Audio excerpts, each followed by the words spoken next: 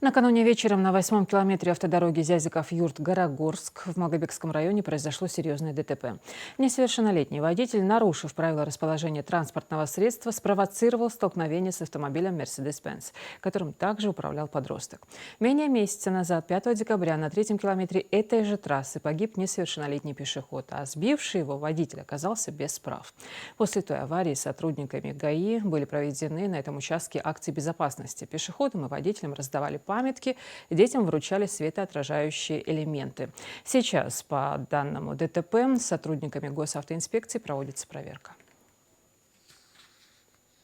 В результате данного ДТП водитель автомобиля ВАЗ-21104 и два его несовершеннолетних пассажира, а также водитель автомобиля Mercedes-Benz и его несовершеннолетняя пассажирка доставлены в Центральную районную больницу города Малгобека. Госавтоинспекция МВД Республики Ингушетия призывает родителей не допускать и пресекать попытки несовершеннолетнего сесть за руль.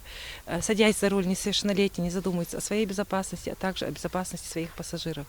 Также не думает о безопасности своих детей, родителей, которые допускают их до управления транспортным средством, не учитывая возраст детей, необходимость наличия водительского удостоверения, а также навыка управления транспортным средством. Также в связи с ухудшением погодных условий призываем участников дорожного движения проявлять бдительность и внимательность на дороге, соблюдать скоростной режим, дистанцию, боковой интервал, пешеходов переходить дорогу в установленных местах и использовать световозвращающие элементы в темное время суток.